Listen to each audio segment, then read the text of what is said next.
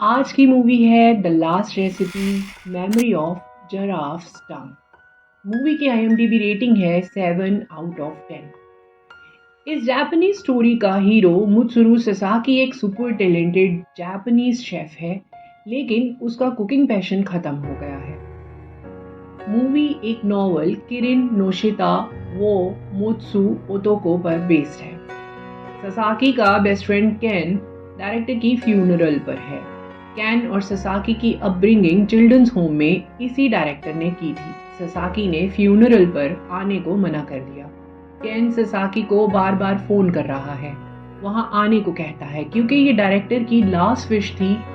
वो दोनों को उसके बेटे जैसा मानता था, लेकिन ससाकी नहीं सुनता, फोन काटता है। ससाकी का रेस्टोरेंट फेल हो गया है, जिससे ससाकी काफी डेट में है। अब वो उन रिच लोगों के लिए रेसिपीज बनाता है जिनकी लास्ट विश स्पेशल रेसिपी खाना है। ससाकी में एक यूनिक क्वालिटी है, उसकी चिलिंग टंग है। चाइना में चिलिंग मैजिकल बीस्ट को कहते हैं, जो हाफ हॉर्स और हाफ ड्रैगन है। इसका मतलब है कि वो हर डिश जो उसने टेस्ट की है याद रख सकता है और उसे वैसे ही परफेक्टली बना भी सकता है। दिखाया जाता है कि एक बेड रिडन आदमी मरने वाला है। वो और उसकी वाइफ सजाकी को कॉल करते हैं। ससाकी हॉस्पिटल रूम में जाता है। वो अपने साथ एक टेबल लेकर आता है जिसमें सब इंग्रेडिएंट्स और किचन टूल्स फिटेड हैं, और वो सिंपल डिश फ्राइड राइस और ऑमलेट बनाने वाला है। लेकिन इस कपल की एक कंडीशन है कि ये फ्राइड राइस बिल्कुल वैसे ही होने चाहिए जैसे वो अपनी यंग एज में खाते थे। ये कपल उसे रेसिपी बनाते देखता है। ससाकी अपने स्किल्स के साथ वेजिटेबल्स की चॉपिंग करता है, और ये फूड कुकिंग का अरोमा बिल्कुल वैसा ही है जैसा इस कपल के घर पर आया करता था। ये मील खाने के बाद वो आदमी बहुत खुश है और रो पड़ता है और कहता है कि ये उसकी लास्ट मील है, और अपनी वाइफ को सजाकी को रिवॉर्ड मनी देने को कहता है। वाइफ सजाकी के फूड की प्रेज करती है, लेकिन सजाकी उनमें हुई डील के बारे में बात करने लगता है। ये रेसिपी कुक करने के लिए वो 1 मिलियन येन ले लेता है। फ्लैशबैक में दिखाते हैं सजाकी का रेस्टोरेंट बहुत अच्छा चल रहा था, यूनिक और अच्छे टेस्ट के लिए पॉपुलर भी था। सजाकी एक प्रोफेशनिस्ट था और वो कस्टमर्स के लिए बनाई जाने वाली डिशेस अगर परफेक्ट ना हो फेंक देता था। ये बात उनके एम्प्लॉयज को पसंद नहीं थी। उसके एम्प्लॉयज उससे खुश नहीं रहते थे। सब धीरे धीरे उसे छोड़कर चले गए और रेस्टोरेंट बंद हो गया। एक रात उसे चाइना से एक एजेंट का फोन आता है और उसे 3 मिलियन येन ऑफर कर देता है। ये ऑफर वो मना नहीं करता। नेक्स्ट डे बीजिंग चला जाता है और जिसके लिए वो ये डिश बनाने वाला है उसे मिलता है। इस ओल्ड मैन का नाम है यो सेमो, और ओल्ड मैन को उसके आर्ट के लिए चाइना में बहुत पसंद किया जाता है। वो वर्ल्ड वॉर 2 के टाइम में जनरल्स और एम्प्रेस के लिए कुक किया करता था, जिसके लिए उसे एशियन और यूरोपियन कुजीन्स का लेजेंड माना जाता है। सजाकी इस पर थोड़ा कंफ्यूज है। वो कहता है अगर वो खुद लेजेंड शेफ है तो उसे लास्ट डिश बनाने के लिए उसकी जरूरत क्यों पड़ी। सेमो अब उसे एक स्टोरी सुनाता है। वो उसे नौतारो के बारे में बताता है। नौतारो ने उसको सब कुछ सिखाया और आज वो जो कुछ भी है नौतारो की वजह से है। वर्ल्ड वॉर 2 में जब वो लोग मंचूरिया में थे, उन्होंने 112 डिशेस का मेन्यू बनाया था और हर डिश का डिफरेंट फ्लेवर और डिफरेंट कुकिंग स्टाइल था। ये सब डिशेस उनकी वर्ल्ड डेलिकेसी बनी थी, लेकिन वो रेसिपीज खो गई हैं और नौतारो का भी कुछ पता नहीं है। वो रेसिपी बुक को ढूंढना चाहता है। सजाकी को वो ऑफर करता है कि नौतारो की वो बुक ढूंढे और उसकी रेसिपीज बनाकर उसे खिलाए। वो उसे कहता है कि ये काम इंटरेस्टिंग नहीं है, इसलिए वो 50 मिलियन येन उसको देने वाला है। ये पैसा सजाकी के लिए काफ़ी इंपॉर्टेंट है, इससे उसके सारे डेट खत्म हो सकते हैं। अब सजाकी कैन के पास जाता है, उसकी एडवाइस लेता है। कैन सजाकी से डायरेक्टर के बारे में बात करने लगता है। फ्लैशबैक में दिखाते हैं डायरेक्टर नहीं चाहता था कि वो लोग शेफ बने, इसलिए जब ये दोनों 15 साल के थे तभी चिल्ड्रंस होम से भाग आए थे। बाद में कैन डायरेक्टर के कांटेक्ट में रहा, लेकिन सजाकी ने कोई कांटेक्ट नहीं रखा। इसीलिए सजाकी को लगा अब उसे फ्यूनरल पर नहीं जाना चाहिए। सजाकी कैन को अपने ऑफर के बारे में बताता है और कैन उसे ऑफर एक्सेप्ट करने को कहता है। सजाकी गवर्नमेंट ऑफिस जाता है, न्योतारो के बारे में जानता है। न्योतारो 1964 में रिटायर हो गया था, लेकिन उसके बाद की इन्फॉर्मेशन उसे नहीं मिलती। पेजेस में सर्च करने से पता चलता है कि न्योतारो के साथ सेम डे तत्सुमी की भी ज्वाइनिंग हुई थी। उसको न्योतारो के बारे में पता हो सकता है। तत्सुमी के घर जाता है तो उसकी वाइफ बताती है कि तत्सुमी 15 साल पहले ही मर गया था, और उसे वो बताती है कि कामाता को इस बारे में पता हो सकता है क्योंकि मंचूरिया में कामाता न्योतारो का हेल्पर था। कामाता के पास जाता है। कामाता एक कम विजिट किए जाने वाले माउंटेन में अपना स्मॉल रेस्टोरेंट चला रहा है। वो ससाकी को बताता है कि उसको बुक के बारे में तो कुछ नहीं पता, लेकिन ये रेसिपीज कैसे क्रिएट हुई थी वो बता सकता है, और स्टोरी सुनाता है। 1933 में न्योतारो, उसकी प्रेग्नेंट वाइफ चाइजू और यंग कामाता पहली बार मंचूरिया आते हैं। जापानीज आर्मी जनरल ताको उन्हें आने वाले गेस्ट शिंग डायनेस्टी के एम्परर के लिए बेस्ट डेलिकेसीज बनाने की स्पेशल जॉब देती है। वो जनरल बताता है चाइना के शिंग डायनेस्टी का एक फेमस मेन्यू है, Manchu and imperial feast. France की डिशेस पूरे वर्ल्ड में बनी जाती हैं, हमें जापान का भी ऐसा ही मेन्यू बनाना है, और इस मेन्यू का नाम होगा ग्रेट जापान इंपीरियल फीस्ट। ये एक सीक्रेट मिशन है। तो ये जॉब न्योतारो को इसलिए देता है कि न्योतारो पेरिस से पढ़ा है, उसे वेस्टर्न और जापानीज डिशेस की अच्छी नॉलेज है। काम करने के लिए उसे प्राइवेट किचन देता है, वहाँ उसे उसके काम आने वाले सब इंग्रेडिएंट्स और इक्विपमेंट्स भी मिल जाते हैं। वहीं पे उसे योए दिया जाता है जो उसकी इंग्रेडिएंट्स और बाकी चीज़ों में हेल्प करेगा। ये हेल्पर यही ओल्ड मैन है जिसने सजाकी को ये काम दिया है। योए को लगता है कि जापानीज की डिशेस मंचूरियन से अच्छी नहीं होती। न्योतारो इस पर बुरा नहीं मानता, उसे उसकी फैमिली के लिए लंच बनाने को कहता है। सीक्रेट इंग्रेडिएंट के साथ वो एक स्पेशल वाटरमेलन डिश बनाता है। इस डिश को खाने के बाद न्योतारो सेम डिश बनाकर सामने रख देता है। योए सरप्राइज हो जाता है क्योंकि न्योतारो को तो सीक्रेट इंग्रेडिएंट के बारे में कुछ नहीं पता था, और उसने बिल्कुल वैसी ही डिश बना डाली।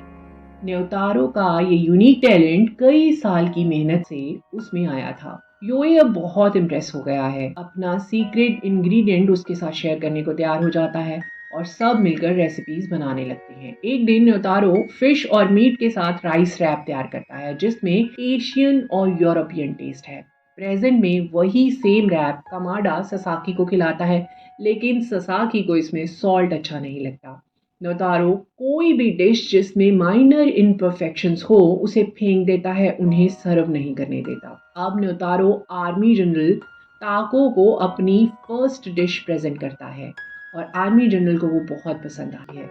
वो उसे ऐसी और भी डिशेस बनाने को कहता है। चाइजू फूड फोटोग्राफी करने लगी है। दिन खत्म होने पर न्योतारो की रेसिपीज लिखने में भी हेल्प करती है। यहाँ पर एक और शेफ भी है जो मिलिट्री बेस के लिए फूड कुक करता है, लेकिन उस शेफ को न्योतारो के किचन में एक्सेस नहीं है। वो चीफ शेफ और उसका बेटा सोशलाइज करना पसंद करते हैं, लोगों को जानना, उनसे बात करना पसंद करते हैं। कुछ टाइम बाद वो लोग चाइजू से बात करने लगते हैं। न्योतारो उधर 112 डिशेस बनाता है जो 4 डिफरेंट सीजन्स में बनाई जाती हैं। वो लोग यूनिक न्यू डिशेस को वॉल में ऐड और रिमूव करते रहते हैं। इस सारे प्रोसेस में वो लोग वर्ल्ड के सारे फूड एक्सपेरिमेंट्स करते हैं, और एक दिन ये वॉल भर जाता है। सब लोग सेलिब्रेट कर रहे हैं, लेकिन न्योतारो जाकर कुछ डिशेस को वहां से रिमूव कर देता है। वो वहां पर एवरेज टेस्ट की डिशेस को नहीं रखना चाहता। न्योतारो को न्यू आइडियाज नहीं आ रहे। उसकी वाइफ चाइजू उसे अपने कलीग्स पर भरोसा रखने को कहती है। न्योतारो को अब तक बस अपने क्राफ्ट पर ही भरोसा था, लेकिन उसके साथी भी अपने काम में माहिर हैं, इसलिए वो भी अच्छे आइडियाज दे सकते हैं। चाइजो ये जानती है कि अब वो तभी विन कर पाएगा अगर वो अपनी एरोगेंस को साइड में रख देगा। कुछ दिन बाद चाइजो एक बच्ची को जन्म देती है, लेकिन डिलीवरी के टाइम उसकी मौत हो जाती है। कुछ ही देर के बाद हेड शेफ देखता है न्योतारो किचन में काम कर रहा है, डिश बना रहा है, और वो उसे देखते ही उसे हार्टलेस मैन कह के चला जाता है। न्योतारो इमोशनल हो जाता है, बताता है कि वो अपनी वाइफ की ही फेवरेट डिश बना रहा था, और उसकी याद में वो लोग डिश खाते हैं। अब उसकी डॉटर की रिस्पॉन्सिबिलिटी भी उसी के पास है। कामाडा ससाकी को रशियन मैन जोसेफ का एड्रेस दे देता है। ससाकी अब बाकी की स्टोरी सुनने जोसेफ के पास जाता है। उसके रेस्टोरेंट जाते उसे पता चलता है कि जोसेफ मर चुका है, लेकिन उसका बेटा रॉबर्ट सब जानता है। बचपन में रॉबर्ट न्योतारो की डॉटर मीजा का फ्रेंड था।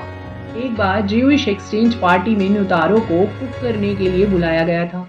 वहीं जोसेफ को पहली बार मिला था। इसी दिन मीजा और रॉबर्ट भी मिले थे। न्योतारो और जोसेफ काफी डिफरेंट थे, लेकिन फिर भी जोसेफ काफी इम्प्रेस हो गया था। ये कैबेज रोल डिश में रशियन, जापान, चाइना के एलिमेंट्स थे। ये डिश इन सब नेशंस की मीटिंग में सर्व की गई और मीटिंग सक्सेसफुल रही और पूरा क्रेडिट न्योतारो को मिल गया था।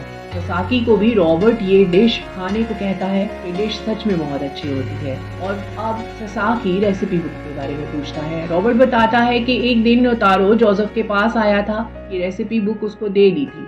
उसे रेसिपी बुक के साथ एक लेटर भी दिया था। इस टाइम में मंचूरिया में कई चेंजेस आ रही थी। कई कम्युनिस्ट पार्टीज और स्पाइज घूमते रहते थे। न्योतारो को किसी ने बताया था कि यूई चाइनीज स्पाई है, वो उनकी रेसिपीज भी बाहर सेल कर रहा है। इस बात से न्योतारो ने यूई को गुस्से में बेस से निकाल दिया और वापस वहां आने को मना कर दिया था। ससाकी ये सुनकर शॉक हो जाता है। ये वही आदमी है जिसने सबसे पहले उसको यहाँ बुलाया। जिस आदमी को वो सबसे पहले मिला, वही आदमी इस कहानी का विलन है। लेकिन रॉबर्ट एक और सरप्राइजिंग इंसिडेंट उसे बताता है। न्योतारो ने जोसेफ को ये रेसिपी बुक योई को ही देने को कहा था। बुक इस ओल्ड मैन के पास है, लेकिन उसने सजाकी को ही इसे ढूंढने को लगा रखा है। सजाकी वापस जोई के पास जाता है और उसको बुक के बारे में पूछता है। योई कहता है बुक उसके पास नहीं है। योई उसे न्योतारो का लास्ट लेटर पढ़ने को कहता है, जिसने जापानीज एम्परर को खाने में पॉइजन देने के लिए उसे कहा गया था। आर्मी जनरल ताको को इस काम का बहुत सारा पैसा मिला था। वो प्लान बनाता है, अगर प्लान फेल हो गया तो सारा ब्लेम योए पे डाला जाएगा क्योंकि वो चाइनीज है। न्योतारो को पता चलता है कि कमाडा ही एक जापानीज स्पाई है जो न्योतारो पर नजर रख रहा है। न्योतारो ये ऑफर लेने से मना कर देता है। इसीलिए न्योतारो ने योए को वहां बेस से बाहर निकाला था क्योंकि वो योए को बचाना चाहता था। ताको फिर से न्योतारो को ये ऑफर देता है और जापानीज एम्परर के फूड में पॉइजन देने को कहता है। एक रात पहले ही न्योतारो सेकंड रेसिपी बुक लिख देता है और जोसेफ को दे आता है। न्योतारो रेसिपीज की फर्स्ट कॉपी को ताको के सामने जला देता है। ताको का प्लान फेल हो जाता है। वो न्योतारो को गुस्से में प्रिजन में डाल देता है। कमाडा अपने गुरु को बचाना चाहता है, लेकिन ताको न्योतारो को गोली मारकर मार देता है। हेड कुक उसकी बेटी मीजा को अपनी बेटी जैसा पालता है। जल्द साइनो जापानीज वॉर स्टार्ट होती है। हेड शेफ मीजा और सन के साथ जापान में मूव हो जाता है। कमाडा वॉर में चला जाता है और वो आर्मी जनरल वॉर खत्म होने पर खुद को गोली मारकर मर जाता है। लेकिन जो योए है, जापानीज हाई प्रोफाइल लोगों के साथ कनेक्शन बनाता है। कई साल बाद जब दोनों मिलते हैं रेसिपी बुक के लिए, वो मीजा को ढूंढते हैं। मीजा हेड कुक के पास रहती है और उसके बेटे को अपना बड़ा भाई मानती है। मीजा का भी एक छोटा बेटा है। हस्बैंड की डेथ हो चुकी है। उसके पास जब रेसिपी बुक आती है वो काफी इमोशनल हो जाती है और रोने लगती है। अब वो अपने पिता की रेसिपी से एक रेस्टोरेंट खोलती है, लेकिन रेस्टोरेंट खुलने के कुछ दिन बाद ही रेस्टोरेंट में आग लग जाती है और रेसिपी बुक को बचाने गई मीजा भी आग में जल जाती है, लेकिन रेसिपी बुक बच जाती है। कुछ दिन बाद मीजा का बड़ा भाई मीजा के बेटे की रिस्पॉन्सिबिलिटी ले लेता है और एक चिल्ड्रंस होम बनाता है। ससाकी को अब समझ आ जाता है कि वो छोटा बच्चा वो ही है जिसकी पूरी फैमिली नहीं रही और उसके अंकल ने उसे पाला। ससाकी ही न्योतारो का ग्रैंडसन है। योए ने उसे जानबूझकर ये काम इसीलिए दिया था जिससे वो अपनी फैमिली के किचन आर्ट की हिस्ट्री पे रिसर्च कर सके। डायरेक्टर मरने से पहले उसे मिलना चाहता था क्योंकि उसके पास वो रेसिपी बुक थी। वो ये बुक उसके ऑनर सजाकी को ही देना चाहता था। अब सजाकी चिल्ड्रंस होम जाता है और अंकल को याद करता है। रेसिपी बुक देखता है, अपनी फैमिली की फोटोज देखता है। उसके अंकल उसे शेफ बनने से रोकते थे क्योंकि उनको डर था उसका फैमिली ऑब्सेशन उसे भी मुश्किलों में न डाल दे। लास्ट में सजाकी को देखते हैं, वो अपने ग्रैंडफादर की डिशेस को बनाता है और चिल्ड्रंस होम के बच्चों को सर्व करता है। कहानी इसके साथ ही खत्म हो जाती है।